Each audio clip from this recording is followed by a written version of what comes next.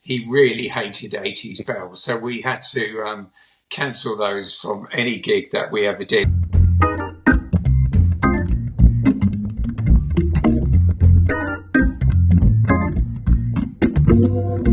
Hello and welcome to the Keyboard Chronicles, a podcast for keyboard players. I'm your host, David Holloway, and I'm pumped as always to be here with you. I'm excited to have with me a guest co-host, Mr. Damon McMahon. How are you, sir? Very well, thank you, David, and thank you very much for inviting me on.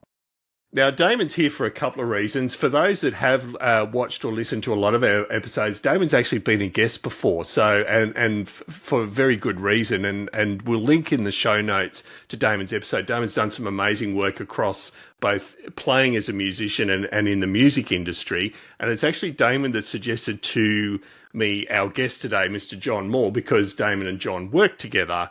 Or as colleagues in different music instrument manufacturers, and we'll get to that in the interview. But Damon, I think it's fair to say, just from what I'm seeing, you two have some stories to tell, and only some of them are fit for publication. Yes, very few of them, in fact, will make the air here, that's for sure, I can assure you. Yeah, look, John and I go back, gosh, I don't know, probably 2, maybe heading towards 3 decades now with our time in Japan, working with Roland in R&D capacity, and bringing John to Australia for Roland Australia for clinician tours, product launches, and then in his capacity as an international studio session musician and arranger, catching up with him in various shows. Yeah, and he's absolutely one of nature's gentlemen and humble right to the bone. So. He is, and you're all about to experience that. John has some amazing insights, even if they are only the publishable ones. There's still a lot to enjoy in there. So we'll let you go listen to John, and we'll talk to you after the show. John, it's an absolute pleasure to have you on, and as our listeners and viewers can see, we've already had a couple of laughs before the show starts. So yeah, these two reprobates know each other, and we'll get into that in a minute. But John, I thought we'd kick off just talking about your last 12 months. You've remained incredibly busy. Just tell us about what you've been up to over sort of 2024 and into this year. Yeah, okay. Well, really, most of the touring and travelling has been down to one particular band, and it's called the Straits Experience. And what can I say about them? Well, some people like to call them a tribute band, but I don't really think they are a tribute band. We've got the main guy who runs it, the sax player, is a guy called Chris White. And anyone who knew Dire Straits would know that Chris was in the band from the mid-80s onwards. So a combination of his skills plus our lead singer, Terence Reich, who is absolutely phenomenal. And we just found this growing success. So wherever we seem to go, whether it's Europe or, as you know, we've been over your way, it's just been incredible. The reaction's been incredible. And, you know, the other really unusual thing, which is well worth mentioning, is the audience. We can't get over the age range of the audience. I mean, we're talking music, 45 years of age, are we, or plus, thereabouts. And we're looking at teenagers in the front row. We're looking at sometimes younger, mouthing the words. So wow. It's been an incredible experience, and it just shows you in this industry, you never know where music's going to take you. And this is where we're at the moment. So, and yes, and of course, towards the end of last year, we had 7 weeks on the road where I came over to New Zealand and I came over to obviously Australia, Sydney, always fabulous to come over. I, of course, saw you, Damon, as well. And yeah, the audiences are great. The people are great. What can I say? It's been great. Yeah. And then we even had a little stop off in Tahiti on the way home just to do a one-off gig there, came back home, and then we had 3.5 weeks around France. So, wow. Yeah, it's all right. It's not bad. Very nice. And I've got to ask, from a keyboard viewpoint, obviously there's some amazingly intricate and diverse keyboard parts across Dire Straits' discography. Well, more like the second third of their career, because as you know, they were keyboard player free initially. Tell us about how you had to sort of get organised for that, and were there any particular challenges that posed for you once you got involved with them? You know, it's an interesting question because I mean, I've been playing for 80s nostalgia gigs probably since the millennium, you know, and we always have the same question, and that is, as keyboard players, do we produce the sounds according to the best we have today, or do we try and stay authentic to the sounds that existed at the time? So, if you look at, was it Brothers in Arms album, I think, didn't they use a DX1 on that? And Probably some did. of the sounds, to be honest, they were definitive for that time, but they weren't great. But what do we do?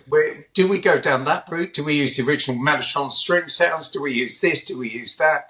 Or do we go for the later sounds? And to be honest, we've tried to go in the middle there. We're not going for the latest. We're not going to use East-West for the strings. We're not going to do that. We're going to just try and keep it within sensible regions. And to be honest, by the end of the day, you've got a fabulous front of house engineer who can make the whole band gel, sound great. So long as we've got the best piano samples, we've got some really good organ samples, and the occasional strings, pads, and other bits and pieces, hopefully the music and the performance speaks for itself. So no, we're not steeped in technical, sort of bits and pieces, main stage, all of that. No, we've not gone down that route. No. And also, we've got the logistics, as every touring musician knows. You're turning up, you're hoping you're going to get what you've asked for. And whilst we've got a great team that will chase it up, some days we do turn up and we haven't exactly got what we've asked for. So that usually means 2 hours, 3 hours in a hotel room with whatever keyboard I've been given, trying to recreate what I should have been done. So the number of keyboards I've had to reprogram over the last few years has been incredible. But it is what it is. We just get on with it. Yeah, absolutely. And from a playing viewpoint, John, the Dire Straits discography, are there particularly challenging pieces, or given your experience, nothing particularly threw you? The playing through, the set we do is 2.5 hours. We've just brought aboard 2 or 3 new songs. Obviously, there's the mainstays, if you will, the evergreens, so they've got to all stay in. As a play, I think it's one of the most enjoyable plays I've ever done. It's just, it's a real, I come off exhausted, and that for me is a good sign of rock and roll, because you really are playing, to the best of your ability. Obviously, Alan Clark was a phenomenal piano player as well as a keyboard player. So I've tried to stay true to his style of playing, but Chris has always been very keen for a bit of us to come through as well.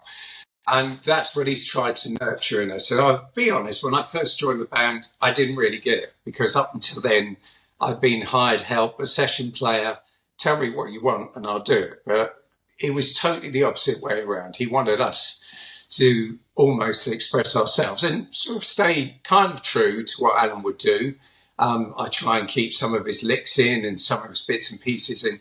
But the other get-out clause, if you will, is that if anyone heard the band live, certainly back in the 80s, pretty much every night it was going to sound different anyway. So you're not fixed to one gig. You know that what it's about is the spirit of the performance and whatever other substances may have been involved at the time. So that's what it is, really.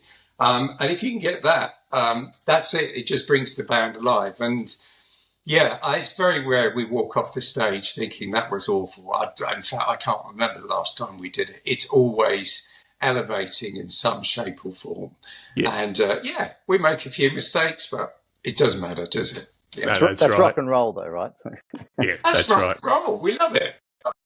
And John, are you covering both parts? Are you covering both guys and Alan's parts, or have you got 2 players in the two keys players? No, we've got the other keyboard player, a chap called Mike Bramwell, very, very good keyboard player. He really takes up all the Hammond stuff. We use a Nord Hammond or a Nord style organ. I think it's number 2, the Nord Hammond organ 2. Forgive me, I forgot the name of it, but he uses that. He gets a fabulous sound out of it. And believe it or not, he uses generally a Roland stage piano, an RD800, which covers pretty much a lot of the stuff we need. I never happier than on my RD 700NX. I've used it for years. I think it was one of the best Roland ever did. Occasionally we have an RD 2000 turn up. That's absolutely fine.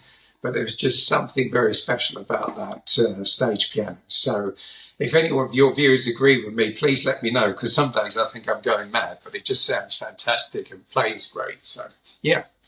Great. Nice one. John, obviously, aside from now the very, very top of the business, jetting around to places like Tahiti and Australia and all over Europe, for a young bloke like yourself to take it back a couple of years, can you tell us a little about the start of your music journey? You know, how and when did you start? Was it? What happened? So, it's a bit cliched, really. At the age of 5, I go and see Gran. She had a piano. I'd start knocking out tunes. Before we knew it, Mum and Dad said, let's send her for piano lessons. Went for piano lessons at a place called the Watford School of Music. Started getting into it, enjoyed it. Got to that age, mid-teens, nearly gave up 3 times. Obviously, we've got football, we've got girls, we've got all these distractions, but somehow managed to keep going. And finally, kind of made a decision that is what I wanted to do, really, about 17 or 18. So found another sort of piano teacher who really, really sort of said, right, if you want to do it seriously, here we go. So I did A-level music, so high level music. I did all my theory exams. I did all the piano graded exams for the Associated Board, and just went through the whole thing and ended up going to the Royal Academy of Music in, I think it was 1983. I was there for about 4 years. The 4th year was a jazz course, which I didn't even realise until I'd finished the year. But anyway, it's a long story. And then, that was it really, out into the big bad world, like many musicians of that time. So when are we talking? I think we're talking, probably late 80s, early 90s, when everything was black and white. And we started sort of getting into sort of just gigs. I'd be doing functions, I'd be playing, cocktail piano in hotels around London. It was just earning your stripes, just sort of trying to get as much experience as we could. And the big change was not long after that. I think it was the early 90s.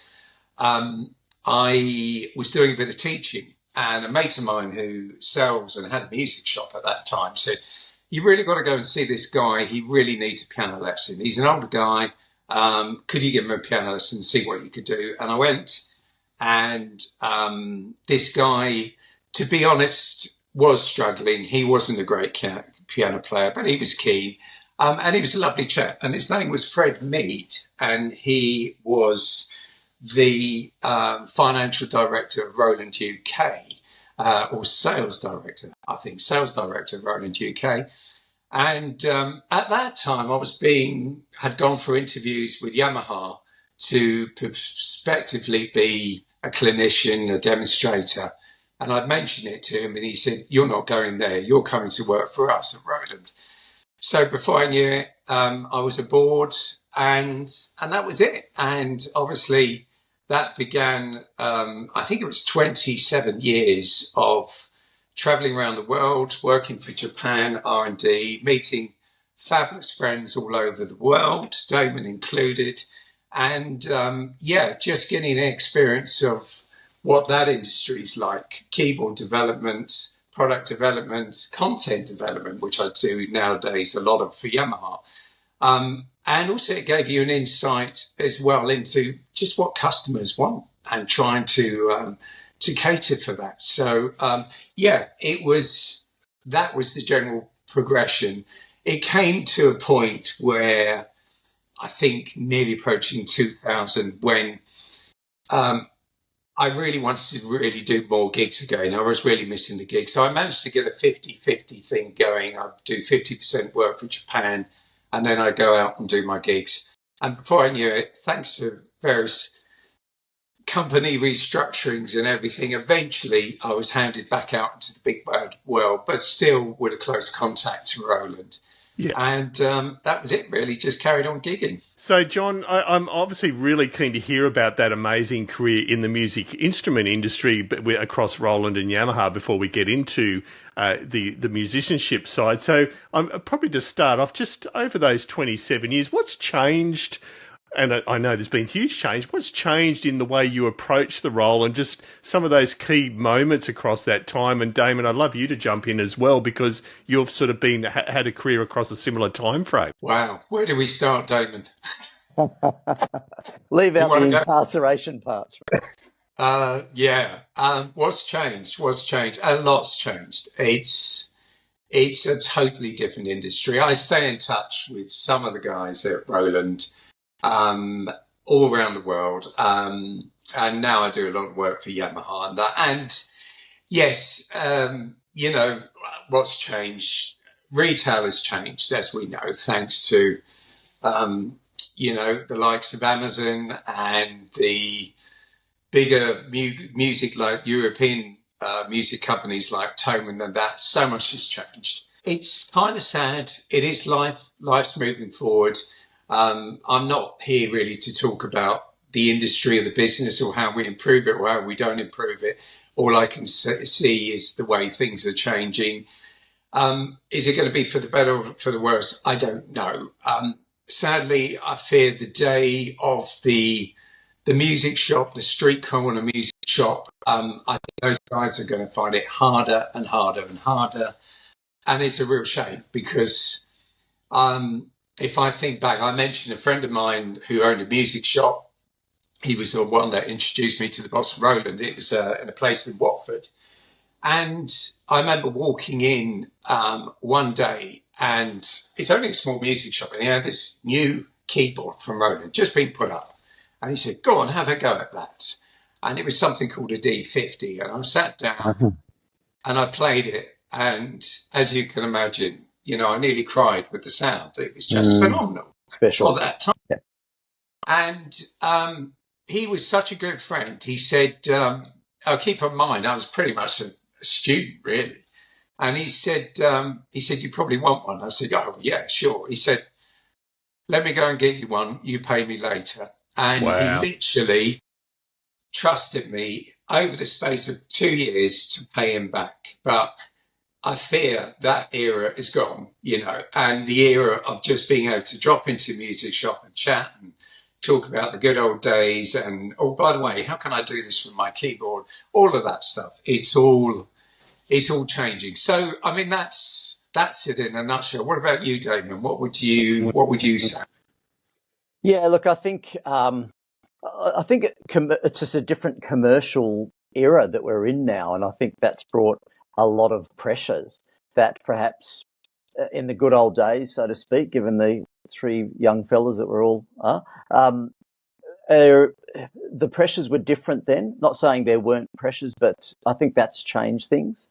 And I think too with younger people now, and a lot of which are working in music stores, I think they're able to move around and travel a lot more than was perhaps it wasn't as easy to do back 30, 40 years ago, whatever we're talking. So I think that probably means that staff changeover can be a little bit more of a challenge. And I also think as an industry, music products wise, I'm not sure, certainly in Australia, perhaps globally, that we're doing as much as we could or effectively as we could to recruit and provide or help carve out a career path for young people. That even if it's on the peripheries, not necessarily full-time music products, but in that industry. So, yeah, there's a couple of thoughts for what they're worth. Yeah. And I do need to ask you both, and I understand both of your roles within the industry was obviously not in the technical development and so on, but I'm just interested as probably observers that have worked in the industry, how have the development cycles changed? How much have consumers played a role in new product development from what you can see as an insider, but also at arm's length? John?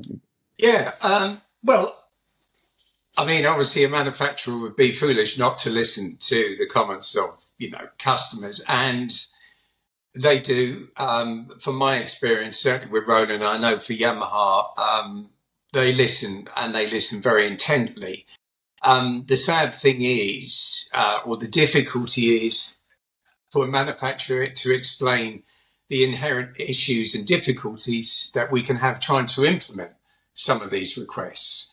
And, you know, this is just a fact of life. So, you know, we'd always say to anyone who's got a keyboard who's not happy with something, or just let us know, please. It doesn't fall on deaf ears. We do hear, we do listen, but the difficulty is sometimes trying to implement that for whatever reasons, whether the operating system or whatever keyboards we're using just doesn't allow us to do certain things. This is something we're constantly faced with.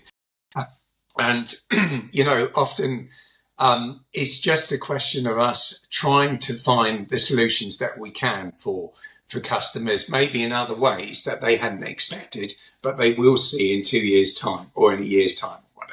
So, you know, but again, in terms of development, it's very, very difficult because having seen it at first hand with, you know, two top keyboard manufacturers, I can tell you the frustrations. I can tell you what it's like sitting across a Japanese engineer, scribbling away in their pad and just going, no, there's no way we can do this, you know. And so you're trying to work with them to go, okay, we can't do this. What else can we do? How can we make this work better for customers? So there's probably occasional frustrations from customers, but all I can say is please, you know, bear with us. It's not as easy as you might think to make substantial changes to keyboards, to equipment, anything like that. That's right. And do you feel those frustrations have increased? Because there's a bit of a stereotype or an assumption out there that because most keyboards now have a heavy software basis, that people just tend to take this blasé view of just fix it in the software, make that now work within the software. And I assume that's one of the barriers you're facing to try and make people understand how hard it is. Yeah, it's again, if you could afford a team of software developers to the level of Apple, then you'd be laughing. You know, if you could have hundreds of software developers at your call and go, today you're going to go and fix this, it would be fabulous.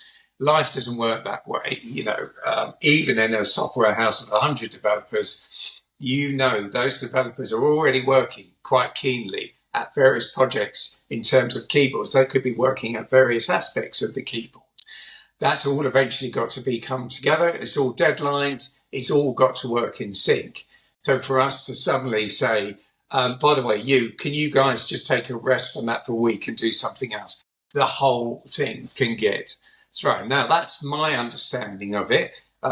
Please don't quote me as being official, but that's the way I've heard that these are the challenges, if you will.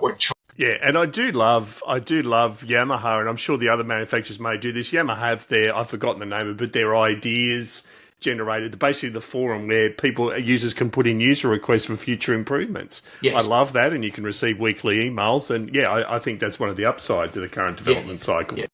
Yeah. John, having your work now with both Yamaha, content and capacity, and obviously you have a very good understanding of the technical capabilities of the instruments you're working with to develop content. And also Roland, I know you were quite R&D focused for quite a while with them. Are there any interesting contrasts or any comments you'd share with the listeners on the differences between those brands, whether it be culturally, whether it be even any funny anecdotes, but two quite contrasting but very competitive brands, right? Yeah, it's probably tricky for me to answer that. Yes. Of course, there's differences. Yamaha, we all know, has got more money. Yeah, I think in terms of development, that's my understanding of it, compared with what I saw with Roland. And that's fine. That's just the way it is. having worked for Roland within the Roland development side and seeing what happens, I know how much and how hard those engineers work to achieve what they achieved. Absolutely. And it's probably changed a bit now. It may have done, and it may have had a different structure inside. But I remember how hard we all used to work. I mean, a 2-week visit to Japan, I'd come back wasted and couldn't work for a week because Absolutely. it was so intense. And I would imagine there's no change with that. Surely they must keep going. With Yamaha, there are a lot of resources, but again, the intent, the team I work with are a phenomenal bunch of fantastically musically talented musicians. I feel honoured to work with the team that I'm with at the moment. And, we've got sound engineers, we've got fabulous programmers. And, I've really, since working for, should we say, the R&D side for Yamaha, which is pretty much since the beginning of the pandemic. I mean, I had a learning curve that pretty much took me about 6 months solid working at home to get to a level where I could hopefully start producing useful stuff for them. But the team are phenomenal. They are very, very talented musicians. Never, ever think for one moment you're not dealing with, on the engineering side, really good musicians that know what they're talking about. It's the same for both companies. We're all in this, to really help the customer achieve their musical dreams. That's what we're here for. And, we may have slightly different ways of doing it according to the companies. Again, Korg, phenomenal company, phenomenal instruments. So we're just all trying to achieve hopefully the same goal, and that is for happy customers who want to buy our products. And that's what we're aiming for at the end of the day. Yeah, absolutely. And John, I've got our listeners and viewers are now aware you're going to do an exclusive unveil of the Montage successor here for us right now because of your R&D experience. A serious question. Obviously, you've worked with instruments for many years. They're all amazing, as you've just said. I'm looking off to your left. I'm assuming that's a Modi X8 you've got there on the bottom. Yeah, that's a Modi X8. I thought I must get one because a lot of the development I've been doing is more for the home keyboard side, the GNOS and all of that stuff. And to be honest, I'd neglected the synth side, and I thought I'd just owe it to myself to know the Yamaha synths, the way they're structured. If you think I'm indoctrinated by Roland for God knows how many years in their way of thinking and their way of programming, etc. So it took about a week. I sat down, I went at it, and I absolutely love the system. I just think it's phenomenal. There's two very different ways, two very different approaches.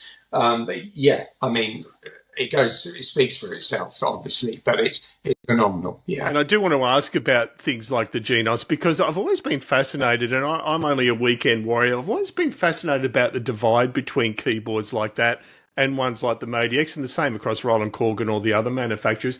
I had a go at a GNOS in the last year. They are absolutely stunning, amazing keyboards. Why do you think I don't know whether it's a snobbery or a divide between those sort of keyboards and what you've got there near you? It's interesting you said that because there are perceptions and companies are tied down by marketing directions, of course. And GNOS has always been very much geared in the UK at a certain age range of customer, usually with a certain time of life where they've got a bit more cash to spend. And we have to, if you will, kowtow to that customer and make sure we provide for that customer. But I remember getting a delivery of a GNOS One, and I had an 80s gig come up, and I was using my RD NX again, RD 700 NX, and I think I was doing Nick Kershaw. I was doing who else were we doing? I can't remember. Go West. There was a few synthy things that were required, and I thought I looked at the GNOS and went, I wonder if I could do it. So I programmed the Genos up for a lot of this lead synth sounds and everything. And at the end of the gig, not only did I get a thumbs up from the artists involved, but the front of house sound engineer asked me, and he said, what was that top keyboard you were using? He said, I've never seen it. It's phenomenal sound.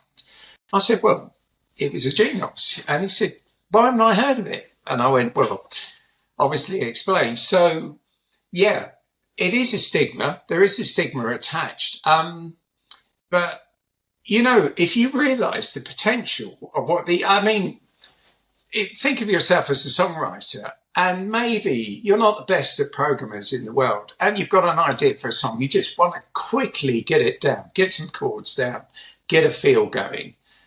You know, the Genos would let you do that. And after you've done it, if you're not happy with the sound and if you want it changed, you can just extract it as a MIDI file, put it into your DAW, off you go, and tweak it to your heart's content.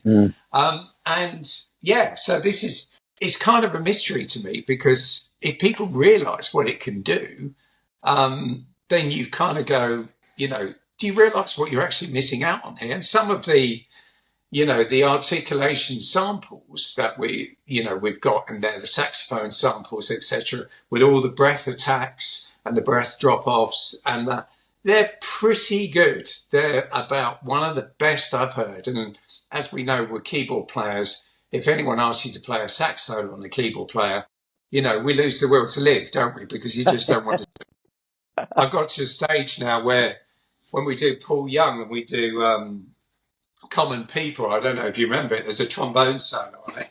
And I used to try and imitate it, but I gave up years ago and just play a synth line. It's much easier.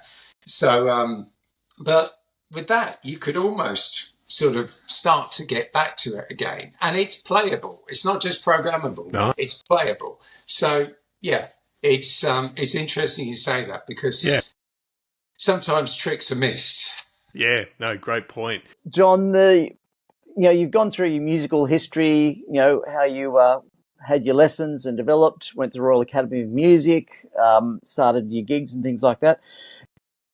Your first pro gig, from there, and then transitioning, as a working musician, you've covered all that pretty much, started doing piano gigs and all that sort of stuff, and then moved on. But your role as Rick Astley's musical director, and Rick is a hugely loved artist all around the world now, and I think he had a little bit of a label at one stage as almost being this sort of slightly geeky kind of a guy, but he's hugely successful. I know you've had quite a background with Rick as MD and keyboardist. Can you tell us a bit about that? I'm sure everyone would love to hear.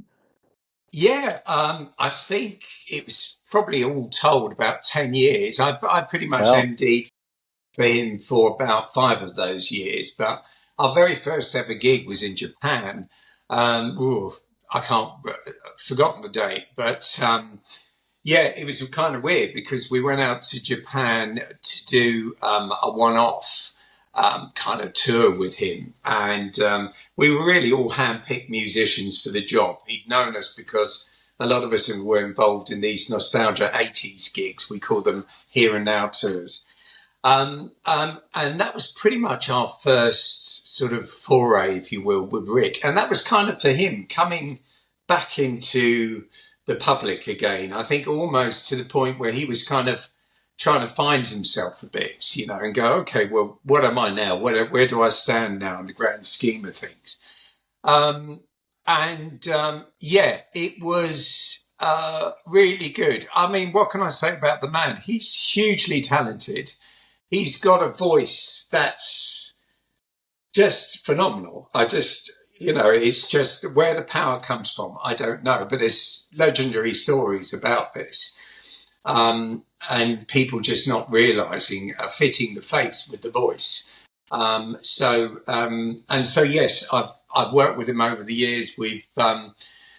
He brought out his album 50, which was one we did, we toured, I think that was 2016, 2015, 2016. And he's just a sheer pleasure to work with. He knows what he wants musically, that's for sure. And I know the album that album he did most of it himself. He records it all, back in his studio at home. So he is and does like control musically of what's going on. I remember, distinctly one of the things he always used to hate was 80s bells. He really hated 80s bells. So we had to cancel those from any gig that we ever did. And it's a shame, really, because pretty much every Stockaken and Waterman sound has got 80s bells on, but they had to go by the wayside with Rick's gigs. But no, it's a real pleasure. But I mean, he's a phenomenal drummer. He'll get up and play. And he's a real muser in terms of he's open to keeping the band open. So if you want to take a few more verses and let's have a solo and let's do this, there's none of this rigorous, I've got to sing 2 more choruses and then we finish. There's none of that. He's an absolute a really good musician. And I suppose we'd use the term a diamond geezer as well, which is just, he's a lovely chap, a really lovely chap. He's always treated us really well in the band. The band moved on. It evolved a bit. I think I left in 2016, into 2016. And he went on to do some other bits and pieces. Very successful, rightly so. I think he's taking a break this year, as I understand it. I still keep in touch with some of the band members. And, I'm not surprised. He's worked really, really hard. And we'll just have to wait and see where he crops up next and what his plan is next. But and he can also sing fabulous swing music as well. He can do all the Sinatra greats. And I heard him perform with, I think it was the BBC Big Band, at a festival, and absolutely phenomenal. He said the only difficulty he had was trying to remember the words to a lot of those songs, mainly because his father used to sing all the wrong words to the songs, and that's how he learned. That's gold. He's a cool guy, very, very cool guy. Yeah, and I mean, for our listeners and viewers out there that aren't aware of Rick Astley beyond his initial appearance in the 1980s, you couldn't get a more different performer nowadays, as John's alluded to. The diversity of the music's incredible. He will jump on drums. There's an amazing video out there of him doing Highway to Hell. Was it at Nebworth or the other amazing festival in Northern England? Yeah, he did Glastonbury. Glastonbury, of course, yeah. Yeah. He's just amazing. So linking to that, John, I have to ask, you mentioned Stockaken Waterman and Pete Waterman and so on, and I know you did some sessions or some work with Kylie Minogue, Jason Donovan. Just tell us about how that relationship came about, so going back a little bit further. Yeah, well, again, a lot of it stems back to these 80s nostalgia gigs and tours and everything. It was called a Here and Now Tours. The promoter is a guy called Tony Denton, who he was probably one of the first on the scene to see, the benefits of trying 80s tours and nostalgia gigs. As in, when I say nostalgia gigs, I mean getting the original artists, having a full show, maybe of 10 artists, maybe have one artist on for 3 numbers, another artist is so and so on. A kind of, conveyor belt of artists. But it just proved to be a very, very successful formula.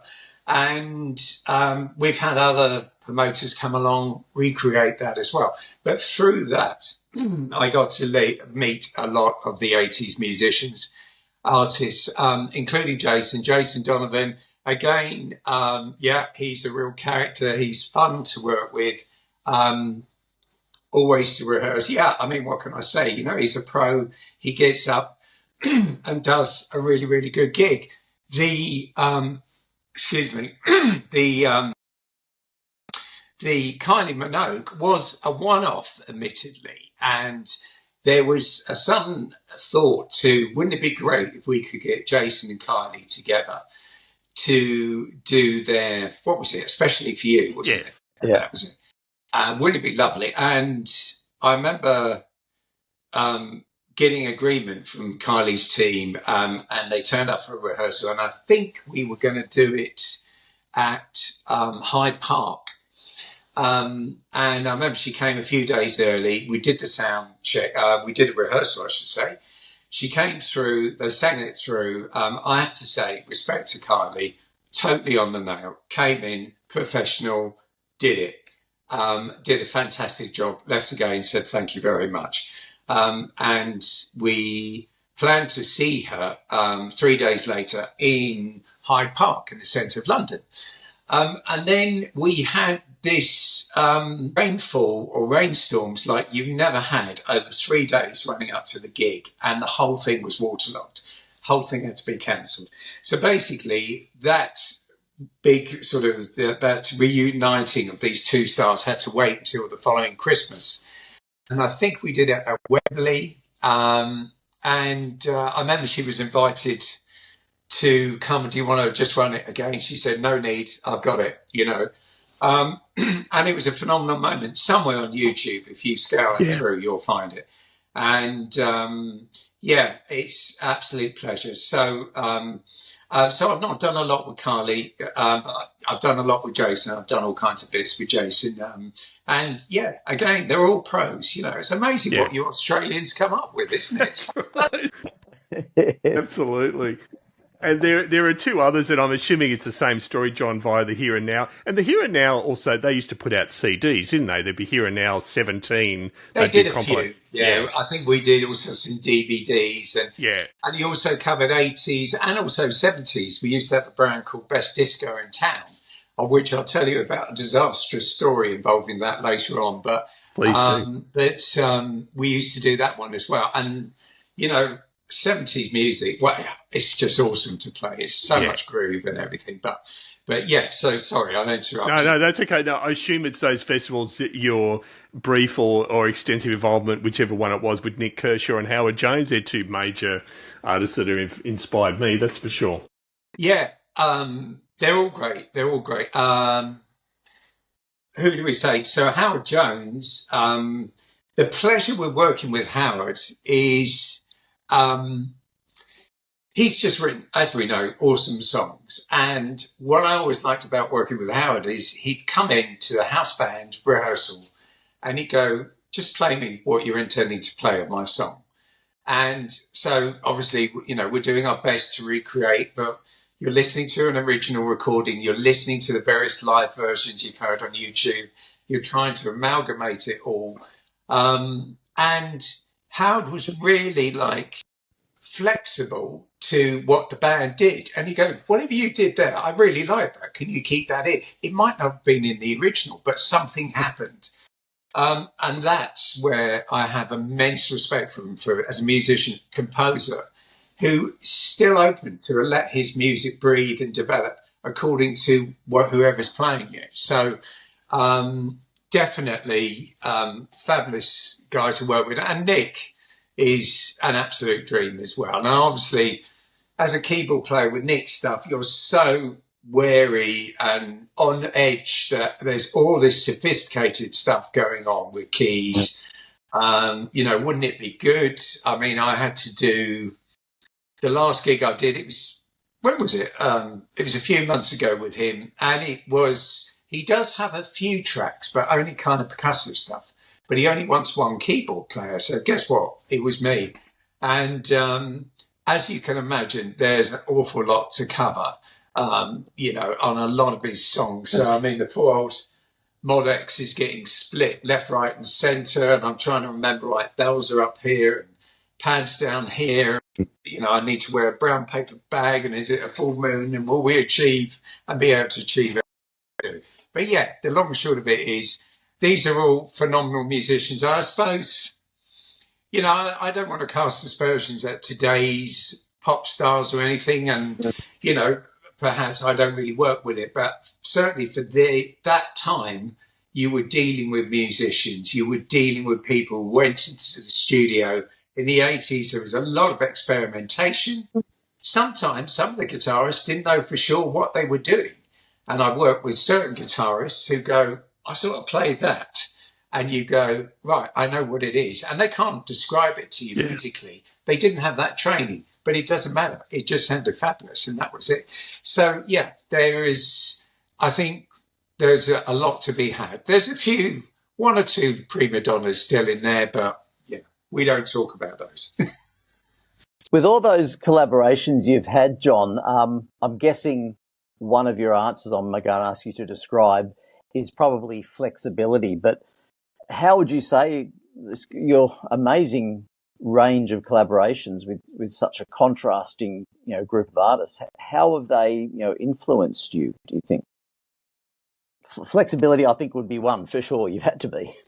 Yeah, flexibility. I think what's really happened is, you think, you do the 70s music, you could work with Tavares, you could work with Gloria Gaynor, you could work with any of those 3 Degrees. You could then do the 80s and you work with artists of such different styles of music. We may work with Altered Images, we may work with, God knows, whoever it is, Flock of Seagulls, or Flock of Seagull, as we call it now, because it's just one guy. But, it is, you learn to try and take on board the whole style, the spirit. Altered Images was about a bunch of teenage kids that just thrashed their life out and played and had so much fun and so much energy, and sometimes it's harder for older boys to do that, but that's what it was about. And that's what you've got to do your utmost to get over, And if you're going to work and do the music of Odyssey, that was about cool grooves. It's about getting the funk right, getting the groove right, and having to. The times I've had to really be careful about selecting the right drummers for certain music. Certainly for the music of the 70s, American 70s funk, etc. It's got to be right, and so I think that's what it's given me a huge appreciation musically of what's been achieved, of the varying styles that I've seen over the years, compositionally, stylistically, of course, and harmonically, everything that's involved. And of course, there was so much enrichment with harmony back in those days, certainly ever so in the 70s, perhaps slightly less so in the 80s. But of course, as we get to today, the harmonic usage and language that's used seems to be, for my ears, more reserved. Now, there could be all kinds of reasons for that. That's the conversation for another day. But this is what I feel it's taught me to take on board not only the style of music, but the very spirit of the music and what it was about. Why? Who were they playing for at the time? Was it for a discotheque back in the 70s? Was it for a nightclub in the 80s, somewhere, in the West End of London? And it's just getting that feel. That's what it's about. Yes. And I think that flexibility, and you're just saying about the different styles, John, I can't think of a better preparation than for the orchestra pit in a West End musical than that. So tell us that's another key aspect of your career. You've played in some amazing musicals. Tell us a little bit about how you got into the musical side of things. I'm a major musical fan, love talking about orchestra pits and approach to playing. Bore me to death, please. Yeah, that's usually word of mouth. So, I've obviously got lots of musician friends already in there doing shows, and not so much nowadays, but I used to get an awful lot of calls. Oh, do you fancy coming in and doing Deps? I'm the first keyboard player for this and the second keyboard player for that. Definitely one of the most memorable, enjoyable ones was doing We Will Rock You. And I usually had to, there were 4 keyboard players, including the conductor. And I would normally do, I think it was keys 1, which was non-conducting, but had a lot of the piano-y bits in it. And it was different from normal because we weren't in the pit. It was the London show, so we were up on the sides. Conductor, I had the conductor right there by the side of me. There was still a lot of movement. There were some clicks, but there's still a lot of movement in the performing and playing. Sadly, clicks, certainly in West End shows, have started to become more of a necessity thanks to, shall we say, disagreements between performing artists and musicians about tempos. So Yeah. clicks seem to override that, and then there's no argument. That's it. That's the tempo. That's what you're going to get. But this was the good old days when we could still let rock and roll breathe. Yeah, it was really, really good. We turn up. I think all the keyboards were Kurzweil 2600s. I'm not a style expert, and a friend of mine had done, I believe, a lot of the program on the. It was a chap. His name's a chap called Jeff Leach, and he's now famous for doing pretty much most of the keyboards on the BBC Strictly dance show now. So the band, he's in that band. Extraordinarily talented musician and programmer, and he programmed up. I mean, we had just a rack of, JB 1080s and Kurzweil modules and goodness knows what else. 4 keyboards, as I already explained, around us, everything MIDI'd up to within an inch of its life. And it was a rock solid set. So, yeah, it was a lot of fun indeed. So, but I did a little bit for Vita, yeah. Did a Vita. We did, Vita was, that is, I've had roasts in my time, but that was a true roast. And I wouldn't have minded just having some kind of heart monitor attached to me from my very first ever deck to Vita. I mean, I think the opening conductor, it's something like 15/16 or something stupid like 15/8, and it's just all, like this. And it's the scariest musical ever to play for a first keyboard point of view. Managed to survive it. Didn't get the never again. That's all that's important, not to get the never again. And came back and did it a few more times. So, yeah, I mean, I've a lot of friends who do musicals around town. It's obviously a wonderful source of income for musicians in London and in, a lot of the cities up and down UK. I think that things are getting harder. Budgets are kicking in, bands are getting smaller. I already mentioned the horrific click track syndrome, which is kicking in more and more and more.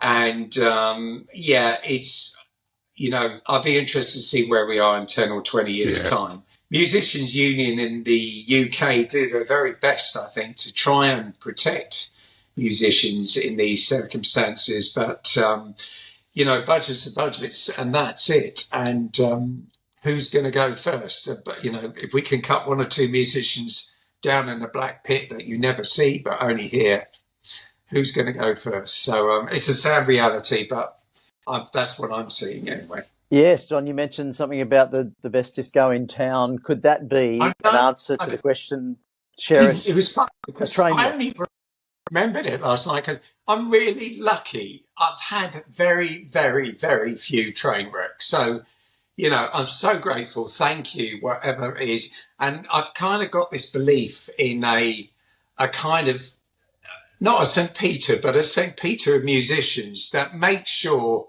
the gig gets done, regardless of what adversity we face. It always gets done, But this one, we came pretty damn close. I think it was 2004, best disco in town. Perth. We just arrived in Perth. And I can't be absolutely sure, but I think it was the day of the actual gig when we were asked to go in early, 10 o'clock, to run through Gloria Gaynor's set list of 45 minutes. And we were all on stage, gear had been set up, and we were waiting around.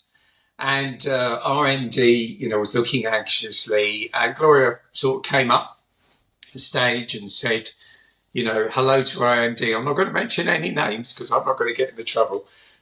But, and the MD said, great to see you. If you've got the charts, I'll hand them out to the band and we'll get going. And Gloria said, no, I haven't got the charts. I said to you, you need to bring the charts. And he said, no, I haven't bought the charts. Yeah, no.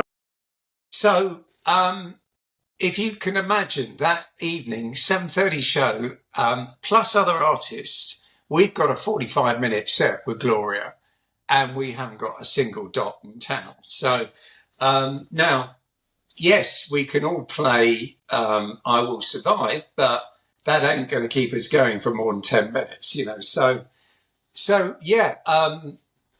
So basically, our MD grabbed the thickest pad of A4 manuscript you've ever seen, pencils, rubbers, sat there with not his phone, because this is pre-dating the time we used to send PDFs and have Fourscore on our iPads and that, pencil in hand, and literally had to go through every single song, transposing it, because he only had the originals and some of those keys were transposed as well. Wow. So he said, right, this is this, but we're going to have to do it. So we're going, oh, God.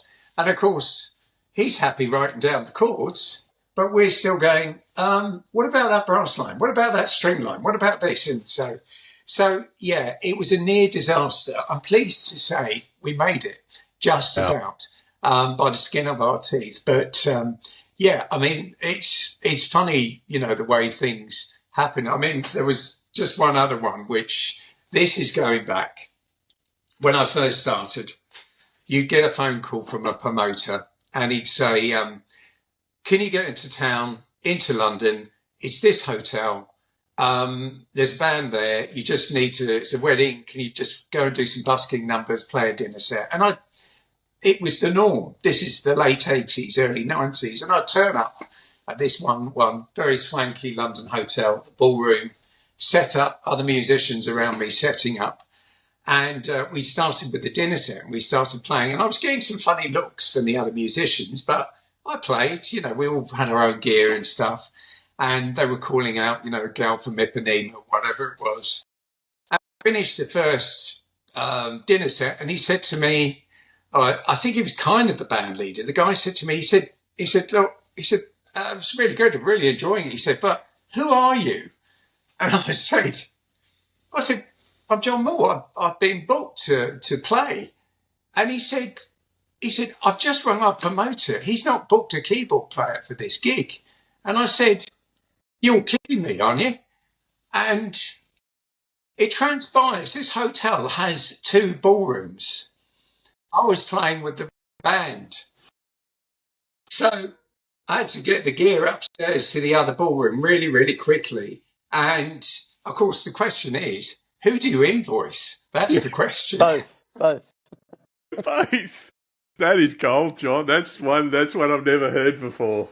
That's amazing. It won't happen anymore. Those things don't happen anymore, but it did then. That is amazing. Look, John, a question that the Keyboard Chronicles likes to ask every guest is around tagging a keyboard player. So is there someone out there, as in, you know, a keyboard MD artist, whoever, that you would really like to hear their story? Oh, well, yeah, I mean, there are all kinds of players. If you're talking high level, I still want to hear Bruce Hornsby, but you've not done Bruce Hornsby. No, he's on our bucket list, John, believe me. He's on your bucket list. Bruce Hornsby would be great. But if you really want a player who I call him a colleague, a friend. He is a phenomenal musician. And he is, and has been for years, the director, he's the MD of the BBC Strictly Dance Band, BBC Strictly Dance. Dave Arch. And if you can speak to Dave, boy, will he have some stories for you. Right. He is phenomenally talented, and he's conducted and led the BBC Strictly Band for a very, very long time. He does all the arrangements. He's he's played on some amazing albums, including one of my albums that I was going to mention to you, but I'll mention it when we get round to that. But so he's David Arch. Great. Ask David. No, thank you. Appreciate that a great deal. And then we've got the dreaded Desert Island Discs question, John. So let's talk about your 5 albums. That's horrible. How can you do 5 albums in a lifetime, you know? Okay, well, I mentioned Bruce Hornsby. Here comes the Noisemakers. I had to make a note of it. 1999, a live album, double CD.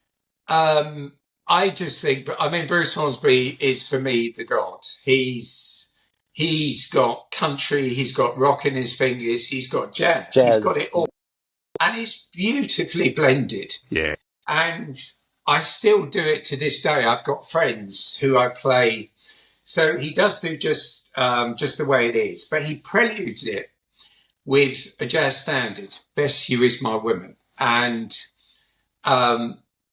if I play just that clip to people, they are stuck. They can't tell you who it is or what it is, and that. But of course, if you listen, he starts just putting in a few little tricks and a few little references to the big hit that's coming up. And yeah, so Bruce Hornsby, Here Comes the Noisemakers. I had to mention what is my first or my introduction to prog rock, and that was Wind and Wuthering, Genesis, 1976. It was what got me into Genesis. It's what got me into prog rock. And ironically, it was after Peter Gabriel left. But yeah, that was pretty phenomenal. Great. Really. Piano album, another one, a trio, is, I believe it was his first ever live radio broadcast in New York, A&R Recording Studios, Elton John. The album is called 171170, and it's just the three of them. It's Dee Murray, Nigel on drums, and Elton playing piano.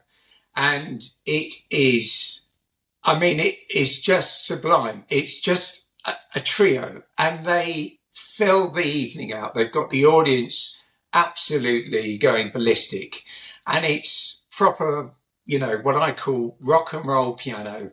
And it really shows what an amazing player he was and still is.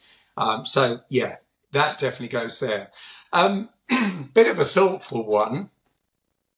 I do love orchestration, arranging and everything. And I've got to do a caveat and say there's 2 albums that I link together. First one, Joni Mitchell, Both Sides Now. Yeah. Vince Mendoza's arrangements are just phenomenal. It's like there was something magical happened in the studio. And Dave Arch has played on that album. Wow. He was on it. I don't know to what degree. He does get a credit to it. But the other one I'd couple with that is a jazz singer called Shirley Horn, Here's to Life album. And that was an arranger called Johnny Mandel who did all of the strings. And I gather he did it after the trio had been recorded, or he heard the trio first and then he arranged all around it. So it's a more of a sort of a different approach, if you will. Yeah, there's one final album, and I just, as I said, there's so many albums, but I was looking for albums that really influenced me. The final one is Monty Alexander, jazz pianist, live in Montreux, and I believe that was 1976. And again, it's a trio album. If ever there is a masterclass for keeping an audience on the edge of their seats, go and listen to this album. It is phenomenal. It's jazz, it's blues, but it's so theatrical, the album, and you've got to hear it to know what I mean by that. And it's absolutely phenomenal. So there you go. Great picks. 6 albums. Yeah, no, 5, 6 is always good. Thank you, John. That's superb. And our final question is a 10-parter, so we call it our quick fire 10. So, John, Damon and I will just fire these questions out in a short and sharp way, if you can give us an answer. The first album you recall hearing as a child that really had an impact, or as a teenager that had an impact on you? Do you know what it was? The Muppet Show album. Nice. Yes, nice. Now, I'll tell you why. Don't laugh. It had, if I'm not mistaken, Jack Parnell, famous band leader, and his band playing on it. It's some of the most phenomenal musicians on this album. I think drummer was Ronnie Verrill, all old school players. It was an amazing album, but everyone laughs when I say it, but it was a great album. So, and I've still got it. Yeah. Excellent. Question 2, John. The most important pre-gig ritual for you, and I'll remind you, young man, this is a family show. Yes. We pre-gig rituals change from artist to artist, as you know.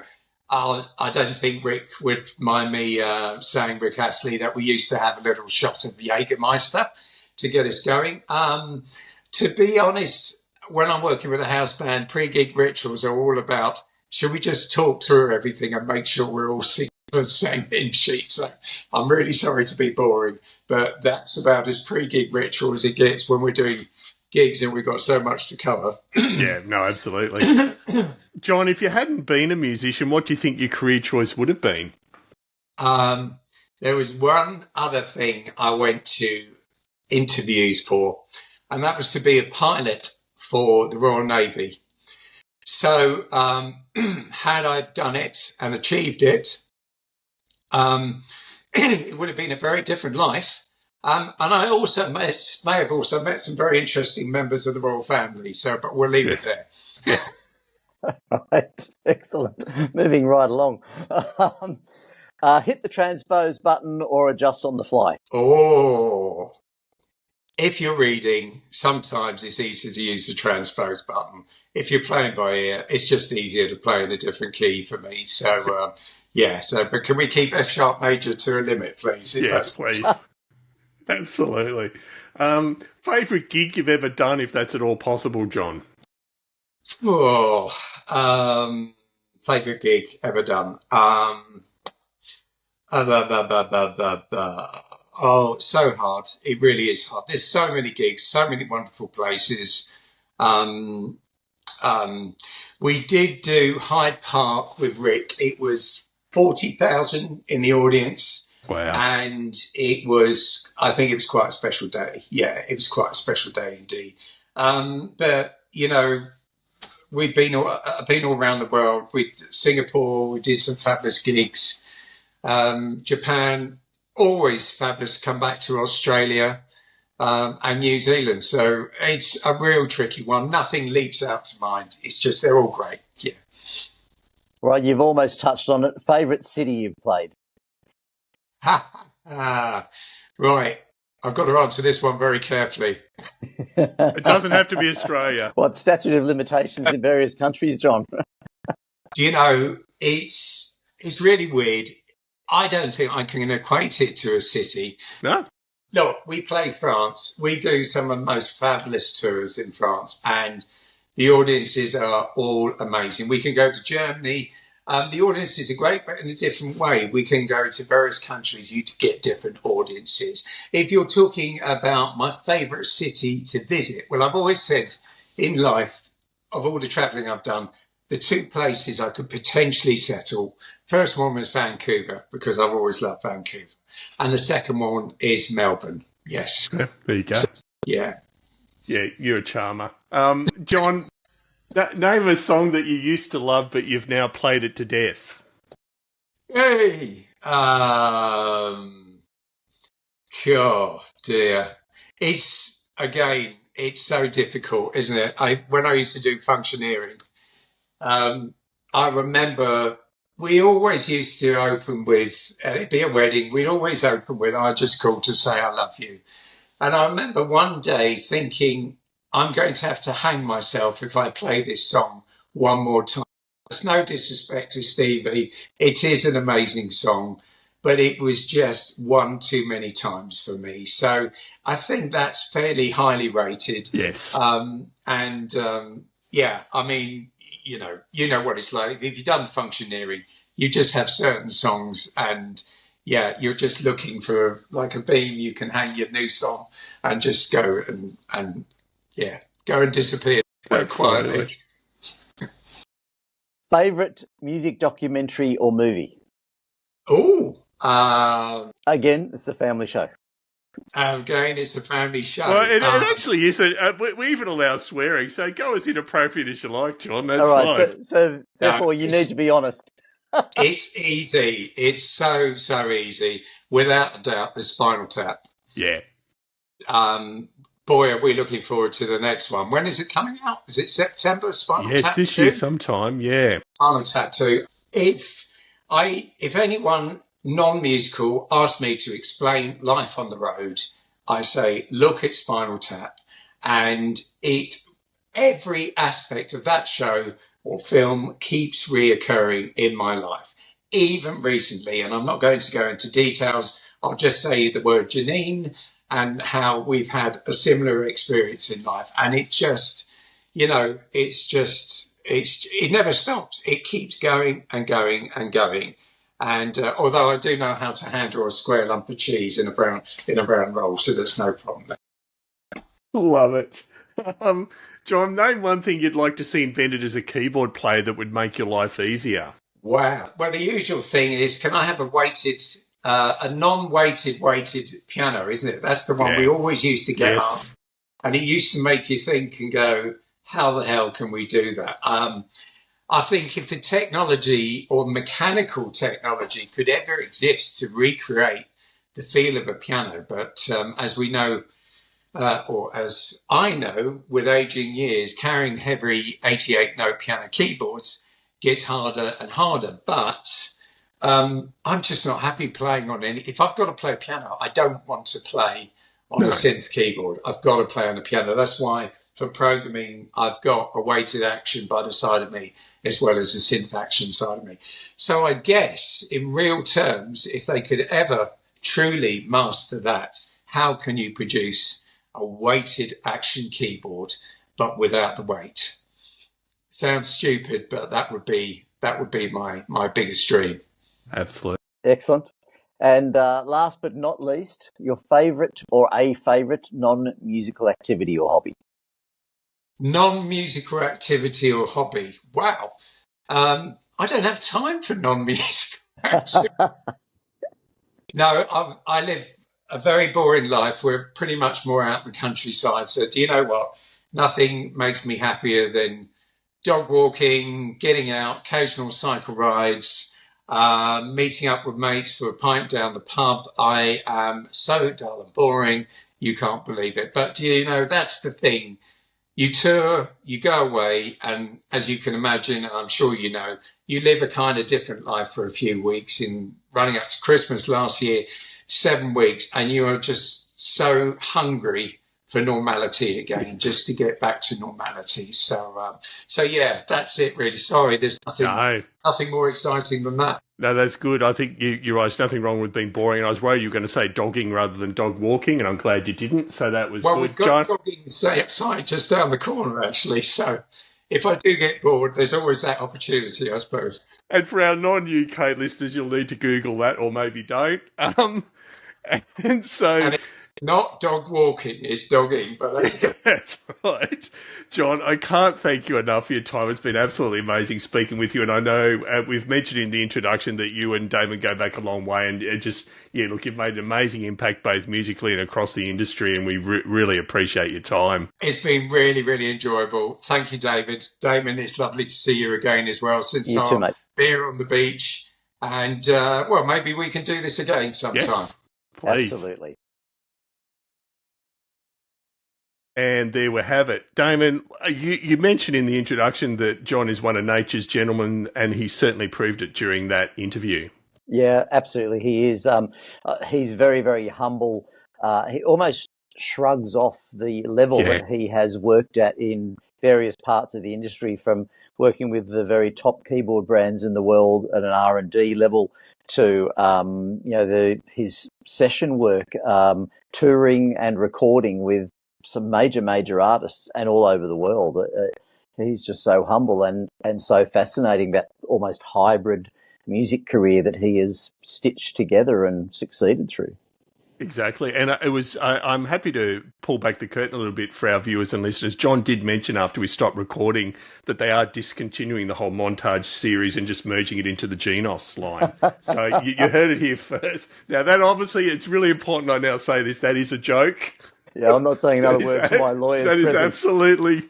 absolutely a joke. So no, a huge thank you to John for his time. It was amazing. What a guy. So As always, we'd like to thank you for taking the time to listen. We hope you got a lot out of it as well. And I do want to give a quick shout out to our gold and silver supporters. So the wonderful Mike Wilcox at Midnight Mastering. If you are creating your own music and need someone to do an amazing job of mixing and mastering, Mike's your guy at midnightmastering.com. The lovely Tammy Catcher from Tammy's Musical Stew. Tammy, you'll kill me, but I know Tammy's got an exciting new project coming out that maybe we'll be able to mention down the track as well. So thank you, Tammy, as always. The brilliant Dewey Evans from the sunny land of Wales. Thank you, sir, for your ongoing support. And last but definitely not least, Dave Bryce and the team at musicplayer.com forums. Lots of interesting discussion on the forums this week. Everything from the Viscount Legend 1 through to... we've covered off Keyscape stuff this week. There's always some interesting discussion going on, so I highly recommend that. But again, thank you for listening. We'll be back in a week or two. Damon, thank you, sir. It's been an absolute pleasure. We'll definitely have you back on at some stage. If you must. Thank you very much, David. If I must. Your pleasure is all ours. So, yeah, look, thanks everyone out there. And in the meantime, keep on playing.